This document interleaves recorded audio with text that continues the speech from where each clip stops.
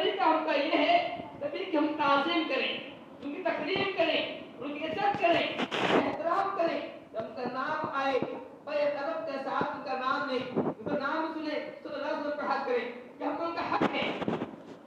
اور وسلم کا ایک حق ہم پر یہ ہے وہ ہمارے لیے اسوہ ہے، ہمارے لیے آئیڈل ہے، ہمارے لیے نمونہ ہے. جو بھی کام کرنا چاہیں ہم دیکھیں اس کام میں ہمارے نبی کا کیا نمونہ ہے، اس کام میں ہمارے نبی کا کیا آئیڈل ہے، ہم نے اس تعلق سے کیا فرمایا ہے. ایسا کرتے ہیں تو ہم عادل مانتے ہیں. جیسے صحابہ کرام کے کیا یہ معمول تھا جب وہ کرنا چاہتے تھے پہلے وہ دیکھتے تھے کہ ہمارے نبی کا اس تعلق سے کیا حکم ہے یا کیا عمل رہا ہے، وہ دیکھتے تھے اس تعلق نبی کا یہ حکم ہے، عمل کرتے. ایسے حدیث یاد کیجئے، بخاری شریف کی حدیث ہے، مسلم میں بھی حدیث موجود ہے. مطلب فرماتے ہیں کہ ہم لوگ وسلم نے سونے کا انگوٹھی پہنی، ہم نے سونے کا انگوٹھی پہنا. آپ وسلم نے سونے کی انگوٹھی پہنی، ہم نے پہنا. وسلم نے بعد سونے کی انگوٹھی کو نکال کر پھینک دیا، کہا لن البسہ ابدا، میں سب کبھی نہیں پہنوں گا. ماتے ہم نے بھی پھینک دیا، ہم نے وہ کبھی نہیں پہنا. نبی نے پہنا، ہم نے پہنا. نبی نے نکال کر پھینک دیا، ہم نے بھی پھینک دیا. تو کہنے کا مطلب یہ ہے کہ نبی ہمارے لیے نمونہ ہے، اسوہ ہے. نمونہ ہے کس چیز میں؟ نمونہ ہے عبادت میں. آپ نے اللہ کی عبادت کی ہے، اللہ کے علاوہ کسی اور کی عبادت نہیں کی ہے. آپ نے اللہ کو پکارا ہے. جب مصیبت آئی ہے، پریشانی آئی ہے، تکلیف آئی ہے، تکلیف آپ کو بھی آئی ہے، آپ کو بھی تک دکھ ہوئے ہیں، آپ بھی بیمار پڑے ہیں، آپ کو چوٹ لگی ہے، آپ کو دانت توڑے گئے ہیں.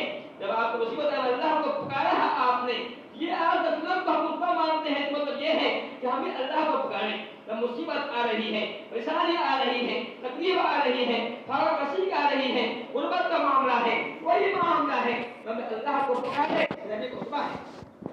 آپ رسول اللہ نے جب بھی کوئی مصیبت آئی آپ نے کہا ہے، جب آپ رسول کو پریشانی آتی تھی رسول مسجد میں آتے تھے، وضو کرتے تھے، نماز کی طرف جو ہے مائل کی نماز پڑھتے تھے. کہ اگر ہمارے نبی کو اسما مانتے ہیں، ہمارے ضروری ہے کہ ہم بھی مصیبت آتی ہے مسجد کو آئے، وضو کریں، دو رکعت نماز پڑھیں، نماز میں دعا کریں. نبی کو اسما ماننا ہوا.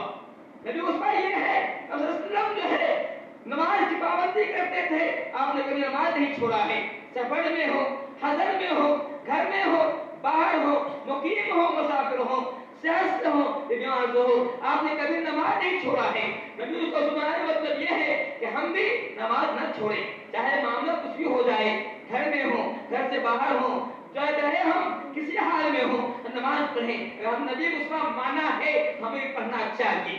اگر نبی کو نہیں مانتے ہیں کہ معاملہ الگ ہے. لیکن ہمارا معاملہ کیا ہے؟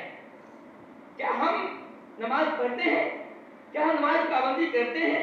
کیا ایسا نہیں ہوتا ہے کہ ہمارے کان سے جب آواز ٹکراتی ہے مؤذن کہتا ہے حی علی الصلاۃ، حی علی الفلاح، کہ اے لوگو نماز کے لیے مسجد میں آ جاؤ، اے لوگو کامیابی کے لیے مسجد میں آ جاؤ. کیا ہم نے ہمارے کان سے واجب لگاتی ہے؟ کیا نماز پڑھ لیتے ہیں؟ کیا نبی کے وقت مؤذن کی آواز مؤذن کہتا ہے الصلاۃ خیر من النوم، کہ نماز نیند سے بہتر ہے، کیا ہمارے کان سے آواز ٹکراتی ہے؟ کیا ہم نہیں سنتے ہیں؟ لیکن کیا ہم مسجد پر آتے ہیں؟ اگر ہم نبی کو مانتے تو مسجد کو آتے. لیکن حقیقت یہ ہے ہم زبان سے کہتے ہیں کہ ہمارے نبی ہمارے لیے اسوہ ہیں، آئیڈیل ہیں، نمونہ ہیں، لیکن ہمارا عمل بتا رہا ہے کہ ہم اپنے دعوے میں جھوٹے ہیں، ہمارا عمل جو ہے صحیح نہیں ہے. تو میں نے یہ کہا کہ نبی صلی اللہ علیہ وسلم کو اس کا ماننے کا مطلب یہ ہے کہ نبی کے ہر معاملے میں، معاملہ شادی کا ہو، اگر ہم شادی کرنے جا رہے ہیں ہم دیکھیں نبی کا دوست بات کیا ہے. اللہ صلی اللہ علیہ وسلم نے شادی کی ہے، اللہ صلی اللہ علیہ وسلم نے شادی میں کون سے رسول بات اپنایا ہے؟ آپ نے کون سا رسول بات اپنایا ہے؟ کیا آپ نے رسول کا مانا ہے؟ کہ رواج کو مانا ہے آپ نے؟ کیا رسول اپنی شادی میں لاکھ 2 لاکھ کی فرمائش کی ہے؟ کیا آپ کی شادی کے اندر دہیج کا مطالبہ کیا ہے؟ اگر کیا ہے تو ہم کرتے ہیں تو اس کا ہے صحیح مان رہے ہیں.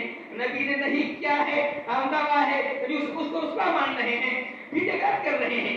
اب رسول اللہ کی شادی ایسی نہیں تھی اسلام تو یہ کہتا ہے کہ شادی کے بعد نکاح کے بعد صبح کو ولیمہ کرو، یہ سنت ہے، ہم نے اس وقت نہیں اپنایا ہے، اصل چیز ہم نے چھوڑ دیا ہے اور بپاسی کو مت کرتے ہیں۔ میں نے کہا نبی کو صبح ماننے کا مطلب یہ ہے، میں نے آپ کو